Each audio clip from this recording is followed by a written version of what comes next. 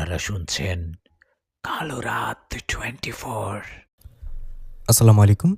চলে আসলাম সবার অনেক পছন্দের আয়শাপুরীর 23তম গল্প নিয়ে। গল্পটা অনেক রহস্যময় হতে চলেছে। গল্পটা শুনতে থাকুন, বুঝতে পারবেন। যারা চ্যানেলটি সাবস্ক্রাইব করেননি এখনই সাবস্ক্রাইব করুন, আর আমার চ্যানেলে নতুন হলে এই চ্যানেলের আগের গল্পগুলো শুনুন। তোর কথা না বাড়িয়ে শুরু করছি আয়শাপুরীর 23তম গল্প। আর কণ্ঠে আছে আমি, ইফতেশাম চৌধুরী ইফতি। বিবাহিত একটা মেয়েকে জিনে ধরেছে। সে জিনটাকে ছাড়াতে এসে বিপদে পড়েছে একজন কবিরাজ। জিনটা কবিরাজকে গাছের ডালে উল্টো করে ঝুলিয়ে রাখছে। কি কথাটা শুনে অবাক হচ্ছেন, তাই না? চলুন আপনাদের শুরু থেকে বলি। আনোয়ার নামে একটা ছেলের বউকে জিনে ধরেছে। বউকে জিন ধরায় আনোয়ার একজন কবিরাজকে নিয়ে আসেন বাড়িতে। আনোয়ারের বাড়িতে এসে কবিরাজ আনোয়ারের বউকে সামনে বসিয়ে ওর বউয়ের শরীরে থাকা জিনটার সাথে কথা বলতে থাকেন। বাড়িতে অনেক মানুষের ভিড় ছিল, সবাই আসছে জিন ছাড়ানো দেখতে। কবিরাজ জিনটাকে বলে আনোয়ারের বউকে ছেড়ে যেতে। ওদিকে জিনটা কোনোভাবে আনোয়ারের বউকে ছেড়ে যাবে না। এভাবে কিছুক্ষণ চলার পর কবিরাজ উপায় না পেয়ে জিনটাকে বন্দি করতে গেলে সে জিনটা তার নিজের রূপে এসে কবিরাজকে আঘাত করে ফেলে দেন। আর সবাইকে অবাক করে দিয়ে কবিরাজকে নিয়ে শূন্যে উঠে গাছের ডালে ঝুলিয়ে দেন। হঠাৎ করে এরকম ঘটনা ঘটায় সেখানে থাকা সবাই ভয়ে দৌড়াদৌড়ি শুরু করে। কেউ বা গাছের নিচে গিয়ে কবিরাজের দিকে লাইট মেরে দেখে। এমন অবস্থায় কবিরাজ গাছের উপর থেকে চিৎকার করে বলে, আমাকে কেউ নিচে নামাও। কবিরাজের কথায় আনোয়ার সহ দু একজন গাছে উঠলে সেই জিনটা অদৃশ্যভাবে থাপ্পড় দিয়ে ফেলে দেয়। এরকম ঘটনা দু একবার ঘটায়, ভয় কেউ গাছে উঠতে চায় না। এদিকে গাছের উপর থেকে কবিরাজ দোয়া কালাম পড়তে গেল, সেই জিনটা কবিরাজের গলা চেপে ধরে। কি একটা অবস্থা! কবিরাজ গাছের ডালে ঝুলে আছে, না পারছে নামতে, না পারছে দোয়া কালাম পড়ে জিনটার কিছু করতে। এমন সময় হঠাৎ কবিরাজ গাছের উপর থেকে চিৎকার দিয়ে বললেন, সালাম কবিরাজকে কেউ ডেকে আনো গিয়ে, আমাকে বাঁচাও দয়া করে। গাছের উপর থেকে কবিরাজের এমন কথায় আনোয়ার ও আশেপাশে দুজন মিলে রাতের বেলায় রওনা করেন সালাম কবিরাজের উদ্দেশ্যে। আনোয়ারের বাড়ি যে গ্রামে, সে গ্রামের পাশে হলো আমার ও সালাম কবিরাজের বাড়ি। তো আনোয়ার সাথে দুজনকে নিয়ে সালাম কবিরাজের বাড়িতে চলে আসেন। এসে সালাম কবিরাজকে সব ঘটনা খুলে বলেন, আর কবিরাজকে অনেক অনুরোধ করতে থাকেন। আনোয়ারের অনুরোধে ও অন্য একজন কবিরাজ বিপদ শুনে সালাম কবিরাজ বলেন, ঠিক আছে আমি যাব। এই বলে সালাম দাদু আনোয়ার ও সাথে থাকা দুজনকে সহ আমার বাড়িতে চলে আসে। আমার বাড়িতে এসে সালাম দাদু আমাকে ডাকতে থাকে। দাদু ডাকে আমি ঘর থেকে বেরিয়ে ওদের দেখে বলি, আরে দাদু তুমি এই রাতের বেলা আমাকে ডাকছো? এনারা কারা? কোথায় গিয়েছিলেন নাকি? আমার কথার জবাবে সালাম দাদু বললেন, তোকে একটু আমার সাথে পাশের গ্রামে যেতে হবে, একটা কাজ আছে। রাতের বেলা একা যেতে ইচ্ছে করছে না, তুই থাকলে আসার সময় গল্প করতে করতে আসতে হবে। দাদুর কথা আমি আর কথা না বাড়িয়ে বললাম, একটু অপেক্ষা কর, আমি আসছি। বলেই ঘরে গিয়ে গেঞ্জিটা পরে দাদুকে বললাম, চলো। এই বলে সবাই মিলে হাঁটতে লাগলাম আনোয়ার বাড়ির দিকে। আপনাদের ছোট্ট করে একটু পরিচয় করে নেই, আমি নিশাত সালাম কবিরাজ, আমার গ্রামবাসী দাদু। উনি গ্রামবাসী দাদু হলেও আমার দাদুর মতো, আপন দাদুর মতো ভালোবাসে আমাকে, আর আমি ওনাকে আপন দাদুর মতোই ভালোবাসি। সালাম দাদু কোথাও কবিরাজি করতে গেলে আমাকে নিয়ে যায়। সালাম কবিরাজ আমার গ্রামবাসী দাদু, আর আয়শাপুরী আমার বউ। আয়শাপুরীর হাতে বিশেষ শক্তিশালী একটা চুড়ি আছে, যেটা শক্তি অনেক বেশি। আয়শাপুরীর এই শক্তিশালী চুরির জন্য সাধারণ কোনো জিনপরি আয়শাপুরীর সাথে শক্তি দিতে পারে না। আয়শাপুরীর কাহিনী সামনে আসবে, এখন গল্পে ফিরি। আমি সালাম দাদু আনোয়ার ও ওনার সাথে আসা দুজন সবাই হেঁটে চলেছি। এমন সময় আমি সালাম দাদুকে জিজ্ঞাসা করলাম, আচ্ছা দাদু, যেখানে যাচ্ছি ওখানে কি হয়েছে?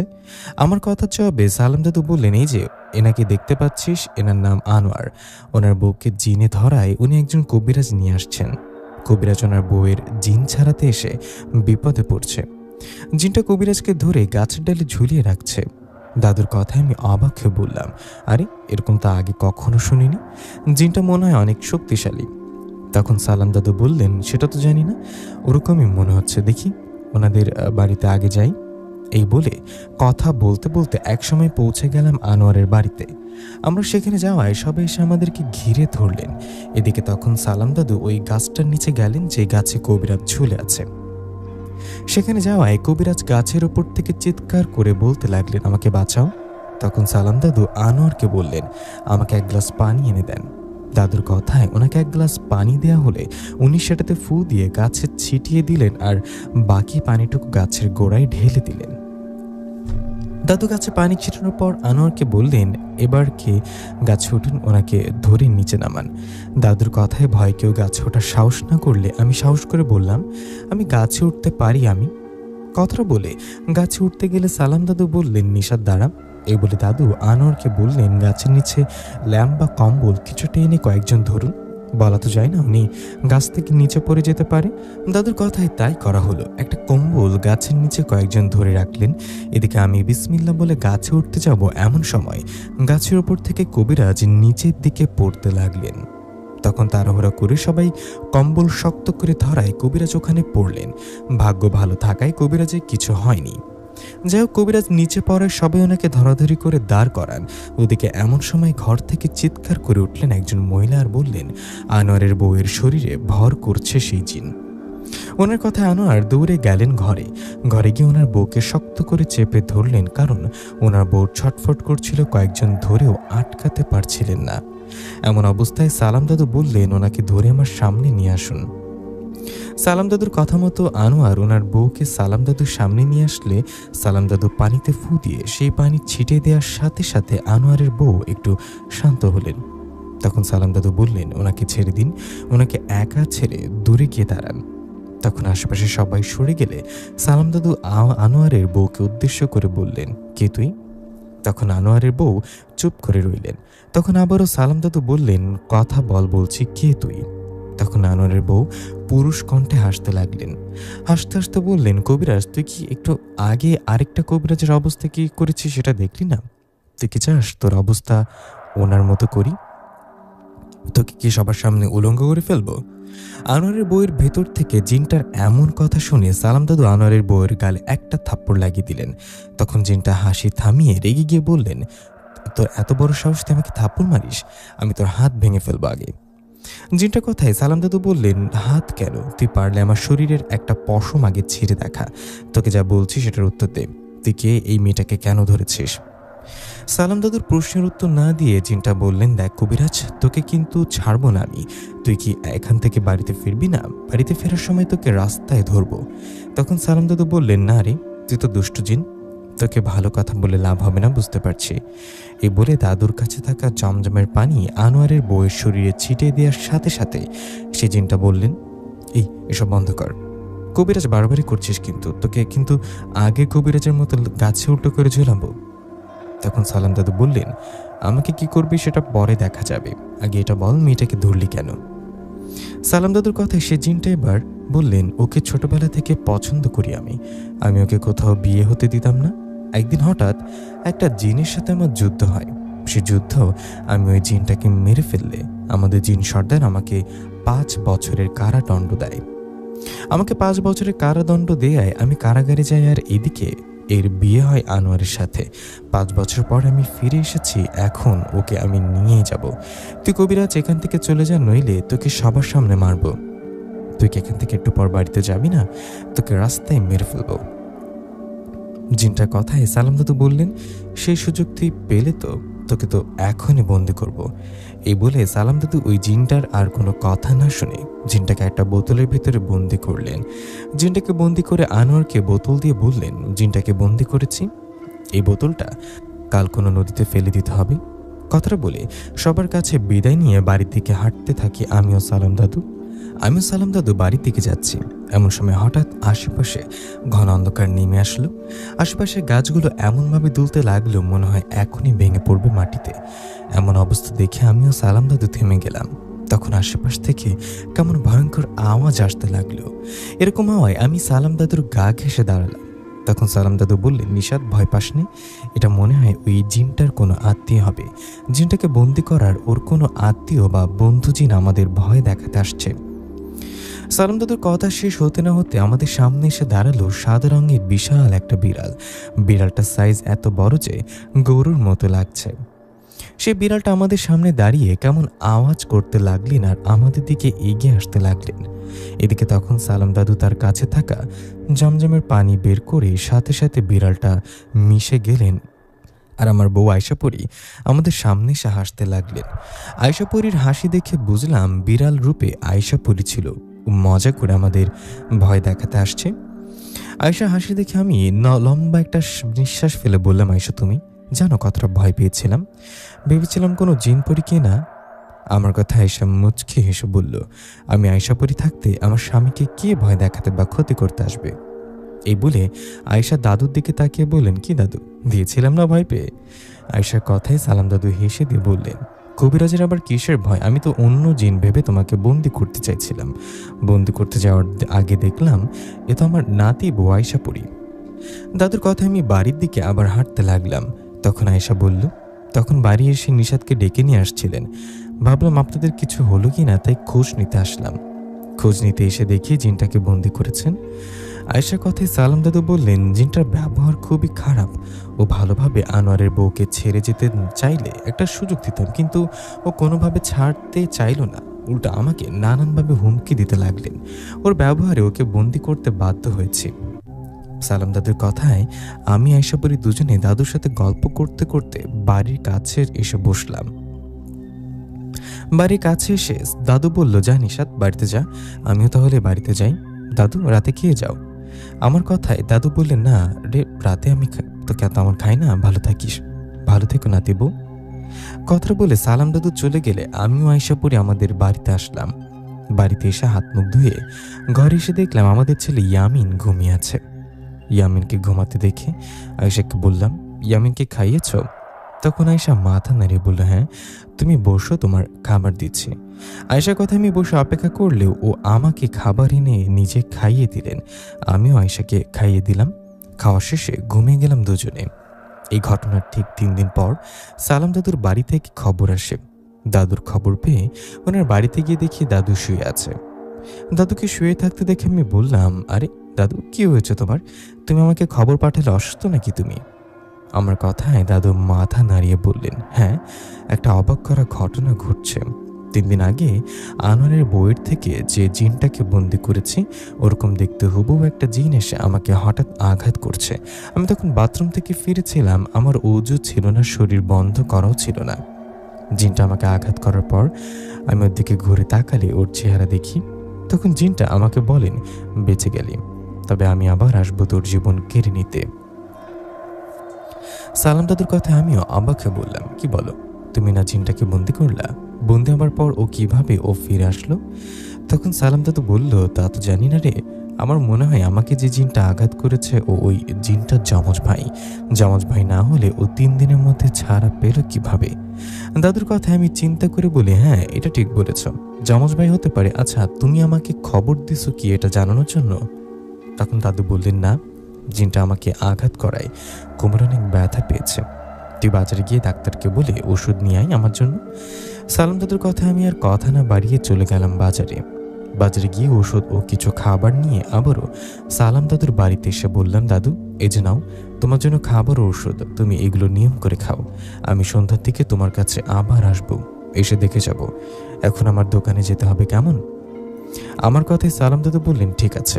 দাদুর কথায় আমি সেখান থেকে চলে আসলাম বাড়িতে। বাড়িতে এসে দোকানে চাবি নিয়ে চলে গেলাম বাজারে আমাদের দোকানে। দোকানে গিয়ে সারাদিন দোকান শেষে সন্ধ্যার দিকে কিছু খাবার নিয়ে চলে গেলাম সালাম দাদুর বাড়িতে। সালাম দাদুর বাড়িতে গিয়ে বললাম, দাদু, ওষুধ কি খেয়েছো নিয়ম মতো? তখন দাদু মাথা নাড়িয়ে বললেন, হ্যাঁ, খেয়েছি। দাদুর কথায় ওনাকে আরো কিছু খাবার দিয়ে বললাম, এগুলো রাতে খেও। তখন দাদু আমার কথায় হঠাৎ ঘরটা কেঁপে উঠল। ঘরটা কেঁপে উঠে আমি দাদুর দিকে তাকালে দাদু হাতটা সামনে বাড়িয়ে দিয়ে বললেন, আমাকে টেনে তোল। দাদু কথায় ওনার হাত ধরে টেনে তুললাম। তখন দাদু কষ্ট করে দাঁড়িয়ে বলল, কে কে বাইরে? তখন হঠাৎ ঘরের বাইরে থেকে ভয়ঙ্কর আওয়াজ আসতে লাগলেন। এমন অবস্থায় দাদু বললেন, আমার মনে হয় আমাকে আঘাত করা জিনটা আবার আসছে। দাদুর কথায় আমি আর দেরি করলাম না, আয়শাপরীকে স্মরণ করলাম, কারণ দাদু অসুস্থ। এমন অবস্থায় দাদুর কিছু ঘটতে পারে। আমি আয়েশাকে ডাকাই মুহূর্তে আয়েশা সেখানে আসলেন। আয়েশা এসে দাদুকে দেখে বললেন, দাদু, আপনার কিছু হয়েছে নাকি? আয়েশার কথায় দাদু কিছু বলার আগে আমি সব ঘটনা খুলে বললাম। সব শুনে আয়েশা আমাকে ও সালাম দাদুকে নিয়ে ঘরের বাইরে বের হলেন। আমরা ঘরের বাইরে বের হওয়ার একটু পরে আমাদের সামনে এসে দাঁড়ালেন সেই জিনটা। জিনটাকে দেখে সালাম দাদু বললেন, কি তুই তুই তখন আচমকা আমাকে আঘাত করছিলি? তোকে দেখে তো ওই জিনটার মতো লাগে। আনোয়ারের বউকে যে জিনটা ধরেছে, যাকে বন্দি করেছে আমি, তুই কি ওর যমজ ভাই নাকি? সালাম দাদুর কথায় সে জিনটা ভয়ানক এক হাসি দিয়ে বললেন, আমি ওর ভাই না, সেই যাকে তুই 3 দিন আগে বন্দি করেছিলি। জিনটার কথায় সালাম দাদু অবাক হয়ে বলেন, মানে তুই কিভাবে মুক্ত হলি? তোকে তো আমি বোতলের ভেতরে বন্দি করেছি। দাদুর কথায় ওই জিনটা হেসে বলেন, কবিরাজ, তোর কি সেই শক্তি আছে আমাকে আটকে রাখবি? তুই আমাকে বন্দি করার পর আনোয়ার আমাকে নদীতে ফেলে দেয়, কিন্তু ভাগ্য ভালো আমি 2 দিনের মাথায় একজন জেলের জালে ধরা পড়ি। তখন সে জেলে বোতলের মুখ খুলে ফেললে আমি মুক্ত হয়ে যাই। আমি তো মুক্ত হয়েছে, এখন তুই কোথায় যাবি? তোকে তো এখনই মেরে ফেলবো। জিনটার এমন কথায় আয়েশা পরি জিনদের দিকে তাকিয়ে বললেন, তুই কি চোখে দেখিস না এখানে কে দাঁড়িয়ে আছে? আয়েশা পরি দাঁড়িয়ে আছে তোর সামনে। তুই আমার সামনে সালাম দাদুকে মেরে ফেলার কথা বলিস কোন সাহসে? আয়েশা পরির কথায় জিনটা বললেন, তুই আয়েশা পরি হয়েছিস তাতে আমি কি তোকে ভয় পাই না? আমি তোকে ভয় পাই না কথাটা বলতে দেরি গালের মধ্যে ঠাস করে একটা থাপ্পড় মারতে দেরি নেই। জিনটার কথা আয়েশা পরি একটা থাপ্পড় লাগিয়ে দিলেন জিনটাকে থাপ্পড় দিয়ে আয়েশা বললেন, চলে যা এখান থেকে, বাঁচতে চাইলে চলে যা। আয়েশা পরির কথায় সে জিন বললেন, হ্যাঁ যাব, যাবার আগে কবিরাজের জীবন নিয়ে যাব। তখন আয়েশা হেসে বললেন, আরে বেঁচে থাকলে তো দাদুর ক্ষতি করবি তাই না? কথাটা বলে আয়েশা জিনটাকে আঘাত করে ফেলে দিলেন। আয়েশার আঘাতে জিনটা উঠে দাঁড়িয়ে রেগে বললেন, আয়েশা পরি, তুমি তো আঘাত করলি, আমি তোকে ছাড়বো না। কথাটা বলে সে জিনটা হঠাৎ করে আমাকে একটা আঘাত করলেন। জিনটাকে আঘাতে আমি পড়ে গেলে আয়েশা দ্রুত আমাকে ধরে উঠিয়ে বললেন, নিশাত তুমি ঠিক আছো? আয়েশার কথা আমি কিছু না বললাম। তখন আয়েশা ওই জিনটাকে ধরে ওর একটা হাত টান দিয়ে ছিঁড়ে ফেললেন। ওর হাত ছিঁড়ে ওকে আঘাত করতে করতে মেরে ফেললেন আয়েশা পরি। ওকে মেরে ফেলার পর আয়েশা আমার কাছে এসে বললেন, তুমি কি বেশি ব্যথা পেয়েছ? তখন আমি মাথা নাড়িয়ে বললাম, না তেমনটা না। তখন আয়েশা বললেন, চলো এখন বাড়িতে যাই। আয়েশা কথা দাদুকে বললাম, দাদু তাহলে থাকো, আমি তাহলে আসি, কালকে এসে দেখে যাবো তোমাকে। আমার কথায় সালাম দাদু রাজি হলে আমরা চলে গেলাম বাড়িতে এসে হাত মুখ ধুয়ে খাবার খেয়ে ঘরে আসলাম। ঘরে এসে শুয়ে আয়েশাকে বললাম, জিনটাকে মেরে ফেললা, জিনটা কি সাহস দেখেছ তোমার সামনে তোমাকে হুমকি দেয়? আমার কথা আয়েশা বললেন, ওরা পিশাচ প্রকৃতির জিন, ওরা সামনে পেছনে না ভেবে আক্রমণ করতে আসে, তুমি এইসব নিয়ে ভেবো না, ঘুমাও। আয়েশা পরির কথায় ওর সাথে কিছুক্ষণ গল্প করে ঘুমিয়ে গেলাম। আমি ঘুমানোর পর পরদিন সকালে সালাম দাদুর খোঁজ নিয়ে জানতে পারলাম সালাম দাদুর শরীর আগের থেকে ভালো। দাদুর কাছে খোঁজ নিয়ে চলে গেলাম বাজারে আমাদের দোকানে। এই ঘটনার 1 দিন 2 দিন করে কেটে গেল 7টা দিন। 7 দিন পর এক রাতে আমি বাজার থেকে দোকান শেষে বাড়ির দিকে ফিরছিলাম। আমি বাড়ির দিকে ফেরার সময় হঠাৎ আমার সামনে একটা পরী চলে আসে। সেই পরীটাকে আমি চিনি না, আগে কখনো দেখিনি। উনি আমার সামনে এসে বললেন, ভাই আপনি ভয় পাবেন না, আপনি কি আয়েশা পরীর স্বামী? সেই পরীটার কথায় আমি একটু অবাক হয়ে বললাম, হ্যাঁ আমি আয়েশা পরীর স্বামী। আপনি কে? তখন সে পরীটা বললেন, আমার নাম হুমায়রা, আমাকে আপনি চিনবেন না, আমি একটা বিপদে পড়ে আপনার স্ত্রী আয়েশা পরীর কাছে আসছি। আমি এখন আপনার স্ত্রী আয়েশা পরীর সাথে কথা বলিনি, ভাবলাম আপনাকে দিয়ে বললো আয়েশা পরী আমাকে সাহায্য করবে। পরীটার কথায় আমি আয়েশা পরীকে স্মরণ করলাম। আমার স্মরণে আয়েশা পরী ওখানে আসে। আমি বললাম, আয়েশা দেখো তো উনি কি বলে, ওনার নাকি তোমার সাহায্যের প্রয়োজন। তখন আয়েশা পরী বললেন, আপনি কে? আয়েশার কথা জবাবে ওই পরীটা কান্না করতে করতে বললেন, আমার নাম হুমায়রা, আমি অনেক বিপদে পড়ে আপনার কাছে আসছি। আমার বাবা আপনার বিষয় জানেন, বাবাই আপনার কাছে পাঠিয়েছে আমাকে। আসলে আমাদের গোত্রের একটা শক্তিশালী জিন আমার বোনকে ধরে নিয়ে গেছে, আমার বোনকেও বিয়ে করতে চাই। আমার বোনকেও ধরে নিয়ে যাওয়ায় আমার বাবাও আমি ওর কাছে যাই, কিন্তু ওর কাছে থেকে আমার বোনকে নিয়ে আসতে পারি না। ওই জিনটা খুব শক্তিশালী, আমার অনেক জিনের সাহায্য চেয়েছি কিন্তু পারিনি। আপনি যদি আমাদের উপকার করতেন খুব ভালো হতো, দয়া করে আমাকে সাহায্য করুন আয়েশা পরী। কথা বলে সেই পরীটা কান্না করতে লাগলেন। সেই পরীর কান্না দেখে আমারও আয়েশা পরীর মন গলে গেল। তখন আমি আয়েশাকে বললাম, যদি সাহায্য করতে পারো তো করো। তখন আয়েশা একটু চুপ থেকে বলল, আচ্ছা তুমি বাড়িতে যাও, আমি দেখি ওকে সাহায্য করতে পারি কিনা। একাই কি যেতে পারবা? আয়েশা পরীর কথা আমি বললাম, হ্যাঁ আমি যেতে পারবো, তুমি যাও। আমার কথা আয়েশা পরী চলে গেলে আমিও চলে গেলাম বাড়িতে। আমি বাড়িতে যাবার পর হাত মুখ ধুয়ে শুয়ে শুয়ে আয়শাপুরীর ফেরার অপেক্ষা করতে লাগলাম। ওদিকে আয়শাপুরী সেই পরীর সাথে তার রাজ্যে তার প্রাসাদে চলে গেলেন। সেই পরীর প্রাসাদে চলে যাবার পর পরীটা আয়শাকে নিয়ে একটা ঘরে গেলেন। ঘরে গিয়ে আয়শা বললেন, আমাকে এখানে নিয়ে আসছেন, এখন বলুন আপনার বোন কোথায় ও কার কাছে আছে? আমি দেখি ওকে ছাড়িয়ে নিয়ে আসতে পারি কিনা। আমার স্বামী বাড়িতে নিশ্চয়ই আমার জন্য অপেক্ষা করছে। আয়শাপুরীর কথায় সেই হুমায়রা পরী একটা হাসি দিয়ে বললেন, তোর স্বামীর অপেক্ষা করছে তাতে কি তুই আর তোর স্বামীর কাছে ফিরতে পারবি না? ওই পরীর হঠাৎ এরকম কথায় আয়শা বললেন, মানে আপনি সব কি বলছেন, কে আপনি? তখন হুমায়রা পরী ভয়ানক এক হাসিতে বললেন, তুই আমাকে চিনবি না আয়শাপুরী, আমি হলাম সেই জিনের স্ত্রী যাকে তুই সালাম কবিরাজের বাড়িতে মেরে ফেলেছিস, যে জিনটা আনোয়ারের বউকে ধরেছিল। আমার স্বামীর সাথে শত্রুতা ছিল সালাম কবিরাজের, তুই কে মাঝখানে এসে আমার স্বামীকে হত্যা করলি? তুই আমার স্বামীকে হত্যা করার পর আমি আমার শ্বশুর শাশুড়ি তোর উপর অনেক রেগে যাই। আমরা সরাসরি তোর সাথে যুদ্ধ করতে পারবো না, তাই বুদ্ধির খেলা খেললাম। তোকে আমার বোন বিপদে পড়ে আছে এই মিথ্যা বলে আমাদের প্রাসাদে এই ঘরে নিয়ে আসলাম। আয়শাপুরী, তুই কি ভাবছিস এই ঘটনা সাধারণ কোনো ঘর? না, এটা কোনো সাধারণ কোনো ঘর না। এই ঘরটা কালো জাদুর মাধ্যমে মায়াজালে আবদ্ধ করা। তুই ঘরে ঢুকতে পারবি, বের হতে পারবি না, তোর কোনো শক্তি এই ঘরে কাজ করবে না। কথাটা বলে হুমায়রা পরী আসতে লাগলেন। তখন হুমায়রা পরীর শ্বশুর শাশুড়ি এসে বললেন, আয়শাপুরী, তুই আমাদের ছেলেকে হত্যা করেছিস, এখন কোথায় যাবি? এখন তোকে আমরা কষ্ট দিয়ে মারব। এই বলে তিনজনই আয়শাপুরীর উপর আক্রমণ করে আর আয়শাপুরীকে আঘাত করতে থাকে। ওদিকে ঘরটা মায়াজাল আবদ্ধ থাকায় আয়শাপুরীর কোনো শক্তি কাজ করছিল না ওখানে। আয়শার কোনো শক্তি কাজ না করায় ওরা আয়শাপুরীকে আঘাত করতে করতে আহত করে ফেলে রাখে সেই ঘরে। এরপর বলে, কি ভাবছিস তোকে একবারে মারবো? না, তোকে কষ্ট দিয়ে মারবো। কথাটা বলে আয়শাকে সেই ঘরে বন্দি রাখে। এদিকে আমি না খেয়ে আয়শার জন্য অপেক্ষা করছিলাম। এভাবে অনেকটা সময় চলে যায়, কিন্তু আয়শা ফিরে আসে না। আয়শা না আসায় আমার একটু চিন্তা হতে থাকে। এমন সময় হঠাৎ আমার কাছে একজন জিন আসে। সে জিনটা এসে বলে, আপনি আয়শাপুরীর স্বামী তাই না? আপনাকে একটা খবর দিতে আসলাম। আমি ও হুমায়রা পরী একই রাজ্যর। আমি যতদূর জানি হুমায়রা পরী খারাপ ও আয়শাপুরীর ক্ষতি করবে। আপনি পারেন তো কিছু করেন। এই বলে চলে যায় সে জিনটা চলে যাবার পর আমি বাড়িতে আর এক মুহূর্ত দেরি না করে সে রাতের বেলা চলে যাই সালাম দাদুর বাড়িতে। সালাম দাদুর বাড়িতে গিয়ে দাদুকে সব ঘটনা খুলে বলাই সালাম দাদু ও তার উস্তাদ জিন বড় বাবা জিনকে ডাকলেন। সালাম দাদু ডাকে বড় বাবা জিন আসলে সালাম দাদু আয়শার বিষয় সব খুলে বললেন। সব শুনে বড় বাবা জিন চলে গেলেন। আবার কিছুক্ষণ পরে ফিরে এসে বললেন, আয়শাপুরীর অবস্থা ভালো না, ওকে আহত করে আটকে রাখছে একটা ঘরে, সেই ঘরে আমি ঢুকতে পারছি না, কারণ ওটা মায়াজালে আবদ্ধ করা।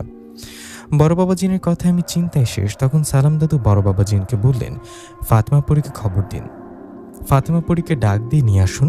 এদিকে ততক্ষণে আমি আয়শাপুরী যে ঘরে আটকে আছে সে ঘরের মায়াজাল কাটানোর ব্যবস্থা করছি। সালাম দাদুর কথায় বড় বাবা জিন ফাতেমা পরীর কাছে গেলেন। এদিকে তখন সালাম দাদু জমজমের পানি দিয়ে ওনার যা করণীয় যেটা করলেন। সব কাজ শেষে সালাম দাদু অপেক্ষা করতে লাগলেন। এদিকে একটু পরই বড় বাবা জিন ও ফাতেমা পরী আসলে সালাম দাদু বললেন, জমজমের পানি বড় বাবার কাছে দিয়ে বললেন, বড় বাবা, এই পানিটা আয়শাপুরী যে ঘরে আটকানো আছে সে ঘরে ছিটিয়ে দিলে সেই ঘরের মায়াজাল কেটে যাবে। তখন আয়শাপুরী তার শক্তি ফিরে পাবে আর ঘরের বাইরে বের হতে পারবে। সালাম দাদুর কথায় বড় বাবা জিন ও ফাতেমা পরী কথা না বাড়িয়ে সালাম দাদু দিয়া পানিটা নিয়ে চলে গেলেন আয়শাপুরীর কাছে। আয়শাপুরীর কাছে যাওয়ায় হুমায়রা পরী ও তার শ্বশুর শাশুড়ি নানানভাবে বড় বাবা জিন ও ফাতেমা পরীকে হুমকি দিতে থাকে। তখন বড় বাবা জিন ওদের হুমকিতে ভয় না পেয়ে সালাম দাদুর দেয়া জমজমের পানি আয়শাপুরী যে ঘরে আসে সেই ঘরে ছিটে দেয়, সে ঘরের মায়াজাল কেটে যায়। সে ঘরে মায়াজাল কাটিয়ে দেয় হুমায়রা পরী ও তার শ্বশুর শাশুড়ি ভয় সেখান থেকে পালিয়ে যায়। এদিকে বড় বাবা জিন ও ফাতেমা পরী দুজনে আয়শাপুরীকে নিয়ে চলে আসে সালাম দাদুর বাড়িতে। আয়শাকে নিয়ে সালাম দাদুর বাড়িতে আসার পর বড় বাবা জিন আয়শাকে বলেন, আয়শা, তুমি অসুস্থ, এখন ঝামেলায় যেও না, আগে সুস্থ হও, তারপর যা করার করিও। কথা বলে বড় বাবা জিন ও ফাতেমা পরী চলে যায়। ওরা চলে যাবার পর আমি আয়শাকে নিয়ে বাড়িতে চলে আসি। বাড়িতে এসে আয়শাকে নিজ হাতে খাবার খাইয়ে দেই আর আয়শাকে বলি, আয়শা, তোমার শরীর কি বেশি খারাপ? তুমি বেশি অসুস্থ হলে জিন রাজ্যে হেকিমের কাছে যাও। আমার কথা আয়শা বললেন, না, আমি মোটামুটি ঠিক আছি, দু-একদিন গেলে আল্লাহর রহমতে সুস্থ হব। আয়শাপুরীর কথায় সে রাতটা আর না ঘুমে জেগে কাটিয়ে দিলাম। এদিকে এই ঘটনার পর কেটে গেল 2টা দিন। 2 দিন পর আয়েশা অসুস্থ হলে আয়েশা আমাকে নিয়ে চলে যায় সালাম দাদুর বাড়িতে। আয়েশা আমি সালাম দাদুর বাড়িতে যাওয়ায় সালাম দাদু আয়েশাকে জিজ্ঞাসা করে হুমায়রাপুরে আসলে কে কি চায়। তখন আয়েশাপুরী সব ঘটনা খুলে বললেন। আয়েশা বলেন, দাদু, আনোয়ারের বউ যে জিনটা ধরেছিল, যাকে আমি আপনার বাড়িতে মেরে ফেললাম, হুমায়রাপুরী সে জিনটার বউ। আয়েশাপুরীর কথায় সালাম দাদু একটু চুপ থেকে বললেন, এটা কিভাবে হতে পারে? আমি যেদিন প্রথম আনোয়ারের বাড়িতে যাই, সেখানে গিয়ে আনোয়ারের বউয়ের শরীরে জিনটা হাজির করে কথা বলেছি। সেদিন জিনটা বলেছে ও আনোয়ারের বউকে পছন্দ করে, ওকে বিয়ে করবে। এদিকে তুমি বলছো হুমায়রা সেই জিনটার বউ। এখানে নিশ্চয়ই কোনো ঘটনা আছে। আমি কালকে আনোয়ারের বাড়িতে যাব আর ওকে জিজ্ঞাসা করব ঘটনা কি। সালাম দাদুর কথা আয়েশা বললেন, কালকে না আজকেই। আপনাকে কষ্ট করে যেতে হবে না। আমি আনোয়ারে ও ওর বইয়ের বিষয়ে খোঁজ নিয়ে আসি, আপনারা একটু অপেক্ষা করুন। কথাটা বলে আয়েশাপুরী চলে যান আর বেশ কিছুক্ষণ পরে ফিরে আসেন। আয়েশা ফিরে এসে আমাকেও সালাম দাদুকে উদ্দেশ্য করে বলেন, এই যুগে কাকে বিশ্বাস করবেন? সবাই বিশ্বাস নিয়ে খেলে। দাদু, এই ঘটনায় তো শুরু থেকে আনোয়ার নিজে থেকে একটা চাল ছেলে আসছে, যেটা আপনি বুঝতে পারেননি। আয়েশাপুরীর কথায় সালাম দাদু অবাক হয়ে বললেন, মানে আনোয়ার কি করেছে? তখন আয়েশাপুরী বলতে শুরু করলেন। আয়েশা বললেন, দাদু, আনোয়ারের বউকে সেই জিনটা ধরেনি, ওকে ধরানো হয়েছে কালো জাদুর মাধ্যমে। আর এই কাজটা করেছে আনোয়ারের প্রেমিকা। আনোয়ার একটা মেয়েকে ভালোবাসে। এদিকে আনোয়ারের বাবা সেই মেয়ের সাথে বিয়ে না দিয়ে অন্য একটা মেয়ের সাথে বিয়ে দেন আনোয়ারের। অন্য মেয়ের সাথে বিয়ে হয় আনোয়ারের প্রেমিকা আনোয়ারের বইয়ের ওপর কালো জাদু করে ওই জিনটাকে চালান করে। কালো জাদুর মাধ্যমে চালান হয়ে সে জিনটা এসে আনোয়ারের বউকে ধরে আর কষ্ট দিতে থাকে। এমন সময় আপনি যান আনোয়ারের বউয়ের শরীর থেকে জিনটাকে ছাড়াতে। আপনি সেদিন জিনটাকে বোতলবন্দি করার পর আনোয়ারকে বলেছিলেন না বোতলটা যেন নদীতে ফেলে দেওয়া হয়, কিন্তু আনোয়ার বোতলটা নদীতে না ফেলে 2 দিন পর বোতলটা ভেঙে ফেলে, জিনটাকে মুক্ত করে দেয়। আসলে আনোয়ার ওর প্রেমিকার মতো চেয়েছিল ওর বউকে যেন জিনটা কষ্ট দিয়ে মারে। আনোয়ার ইচ্ছে করে জিনটাকে বোতল থেকে মুক্ত করার পর জিনটা আপনার কাছে আসে আপনাকে মেরে ফেলতে চাইলে আমি জিনটাকে মেরে ফেলি। এটা আসল ঘটনা। আয়েশাপুরীর কথা আমিও সালাম দাদু যেন আকাশ থেকে পড়ি। তাহলে তলে তলে এরকম চাল চাল ছিল আনোয়ার ওর প্রেমিকা। আসলে সালাম দাদু এতটা গভীরে গিয়ে কখনো ভাবিনি। আয়েশার কথায় সালাম দাদু বললেন, ধোকা আমাকে এত বড় ধোকা দিল আনোয়ার, আমি কাল ওদের কঠিন বিচার করব। সালাম দাদুর কথা আয়েশা বললেন, আপনার আর ওদের কাছে যেতে হবে না, ওরাই কাল আপনার কাছে এসে মাফ চাইবে। কারণ আমি সব ঘটনা জানার পর আনোয়ারকে এমন মার মেরেছি যে ও এতক্ষণে হাসপাতালে গেছে। শুধু আনোয়ারকে না, ওর প্রেমিকাকে ও মেরে আহত করেছে। আয়েশার কথায় সালাম দাদু বললেন, ঠিক করেছে, ওদের উচিত শিক্ষা হয়েছে। সালাম দাদুর কথায় আয়েশা বললেন, ঠিক আছে দাদু, আমরা চলে যাই, কালকে আসবে আর কাল আমি হুমায়রা ও ওর শাশুড় শাশুড়ির বিচার করব। ওদের তো এত সহজে ছেড়ে দিব না। কথাটা বলে আয়েশাপুরে আমি বাড়িতে চলে আসি। বাড়িতে আসার পর পরের দিন আবার সালাম দাদুর বাড়িতে যাই। সেখানে যাবার পর আনোয়ার অসুস্থ অবস্থায় সালাম দাদু আমার কাছে আসে, এসে সব ঘটনা খুলে বলে আর কান্না করতে থাকে। সব শুনে সালাম দাদু বললেন, তোমাকে কোনো জিন না পরি মেরেছে তা আমি জানি না, জানতেও চাই না। আমি আর তোমাকে কোনো সাহায্য করতে পারবো না। তুমি তোমার পাপের শাস্তি পেয়েছো, সামনে আরও পাবে। তখন আনোয়ার সালাম দাদুর পা ধরে কান্না করতে করতে বলেন, আমাকে মাফ করে দিন, আমাকে একটাবার ভালো হওয়ার সুযোগ দিন। আমি আমার প্রেমিকার সাথে কোনো যোগাযোগ রাখবো না, আমার বউকে নিয়ে সুখে সংসার করব, এবার একটা সুযোগ দিন।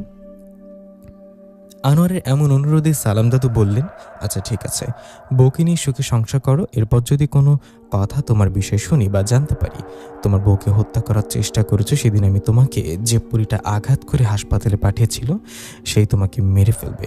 চলে যাও এখন। সালাম দাদুর কথায় আনোয়ার চলে গেলে আয়েশাপুরী আমাদের সামনে আসেন আর বলেন, দাদু, আপনারা একটু অপেক্ষা করুন, আমি গেলাম আমার প্রতিশোধ নিয়ে আসি। এই বলে আয়েশাপুরী ও হুমায়রাপুরীও তার শ্বশুর শাশুড়িকে খুঁজে বের করে আর সবাইকে আঘাত করতে করতে মেরে ফেলে। ওদের মেরে ফেলার পর আয়েশা আমাদের সামনে আসে আর সব ঘটনা খুলে বলে। এরপর আয়েশা আমাকে নিয়ে চলে আসে বাড়িতে। এই ঘটনার পর আনোয়ার তার বউকে নিয়ে সুখে সংসার করতে থাকে আর আমিও আয়েশাপুরী সুখে সংসার করতে থাকি। প্রিয় লিসেনার, কেমন লাগলো আয়েশাপুরীর আজকে 23তম গল্পটি? সবাই কমেন্ট করে জানাবেন। আমি এখন চলে যাচ্ছি আর একটা রহস্যময় ভয়ঙ্কর জিন পরীর গল্পে।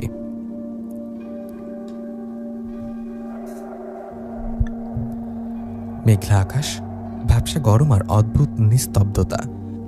গ্রামের নাম ছিল শালিকডাঙ্গা। ছোট শান্ত একটা গ্রাম। গ্রামে ঢুকতেই চোখে পড়তো বিশাল পুরনো চৌধুরী বাড়ি, লাল ইটের দোতলা বাড়ি, সামনে পুরনো বটগাছার ডান পাশে কাঁচা রাস্তা ধরে একটু এগুলো রেল স্টেশন, শালিকডাঙ্গা স্টেশন। স্টেশনটা ছোট, দিনে মাত্র 3টা ট্রেন থামে। বিকেলের দিকে সেখানে চায়ের দোকানে আড্ডা বসে। কিন্তু এই গ্রাম একদিনে বদলে যায়নি। সবকিছু শুরু হয়েছিল চৌধুরী বাড়ির ভেতর থেকে। চৌধুরী বাড়ির বড় ছেলে রফিক চৌধুরী রাগী বদমেজাজি মানুষ। বাপদাদার সম্পত্তি পেয়েই যেন নিজেকে রাজা ভাবতে লাগতো। তার স্ত্রী ছিল মমতা, শান্ত ভদ্র সহনশীল মেয়ে। গ্রামের সবাই তাকে ভালোবাসত। কিন্তু বাড়ির ভেতরে মমতার জীবনটা ছিল দুঃসহ। রফিক ছোটখাটো ব্যাপারেও মমতার উপর চিৎকার করত, কখনো অকারণে অপমান, কখনো শারীরিক অত্যাচার। পাশের বাড়ির লোকজন মাঝে মধ্যে কান্নার শব্দ শুনত, কিন্তু চৌধুরী বাড়ির দাপটের সামনে কেউ মুখ খুলতে সাহস করত না। একদিন বিকেলে বাজার থেকে ফিরে রফিক আবার মমতার উপর রেগে ওঠে। কথাটা কাটাকাটির এক পর্যায়ে মমতা চুপ হয়ে যায়। রাতে তাকে আর ঘরে দেখা যায়নি। সেদিন রাত ছিল আমাবস্যা। স্টেশন প্রায় ফাঁকা। দূরে সিগন্যালে লাল আলো জ্বলছিল। বাতাসে কেমন একটা ভরা গন্ধ। ভোরে গ্রামের লোকজন শুনল স্টেশনের পাশে একটা মর্মান্তিক ঘটনা ঘটছে। মানুষ জড়ো হলো, পুলিশ এলো। সবাই বুঝলো চৌধুরী বাড়ির বউ আর বেঁচে নেই। গ্রামের আকাশটা যেন সেদিন থেকে বদলে গেল। ঘটনার 1 সপ্তাহ পর রাতে স্টেশনে চাওয়ালা কাশিম দোকান গোছাচ্ছিল। হঠাৎ সে দেখে প্ল্যাটফর্মের এক কোণে সাদা শাড়ি পরা এক মহিলা দাঁড়িয়ে আছে। চোখ মুখ ঢেকে রেখেছে, মাথা একটু কাত করে তাকিয়ে আছে। কাশিম ডেকে বলল, কি ওখানে? মহিলা কোনো উত্তর দিল না, শুধু ধীরে ধীরে সামনে এগোতে লাগলো। কাশিমের গা কাটা দিয়ে উঠল, কারণ হাঁটার ভঙ্গিটা ছিল অস্বাভাবিক। পা মাটিতে থাকলেও যেন ভাসছে। হঠাৎ আলোটা নিভে গেল, আবার আলো জ্বলতেই কেউ নেই। সেদিন কাশিম অসুস্থ হয়ে পড়ে। এরপর থেকে প্রায় প্রতি রাতে কেউ না কেউ অদ্ভুত কিছু দেখতে পেত। কেউ বলতো সাদা কাপড় পরা এক ডাইনি, কেউ বলতো ওই তো চৌধুরী বাড়ির বউ। স্টেশনে যেসব মানুষ গভীর রাতে নামতো আর বলতো, তারা বলতো এক মহিলা দূর থেকে হাত নেড়ে ডাকছে। কিছুদিনের মধ্যে 2জন যাত্রী নিখোঁজ হয়ে যায়। একজনের মরদেহ পাশের ঝোপে পাওয়া যায়, অন্যজনের কোনো খোঁজ মেলেনি। গ্রাম জুড়ে আতঙ্ক। গ্রামের মুরব্বীরা সিদ্ধান্ত নিলেন এই স্টেশন থেকে অশুভ কিছু দূর করতে হবে। ডাকা হলো পাশের গ্রাম থেকে এক তান্ত্রিককে, নাম হাসিম কবিরাজ। হাসিম কবিরাজ স্টেশনে গিয়ে ধূপ ধুনানো জ্বালালো, মন্ত্র পড়ল, চারিদিকে লবণ ছিটালো। হঠাৎ বাতাস জোরে বইতে শুরু করলো। ধূপের ধোয়া উল্টো দিকে ঘুরে গেল।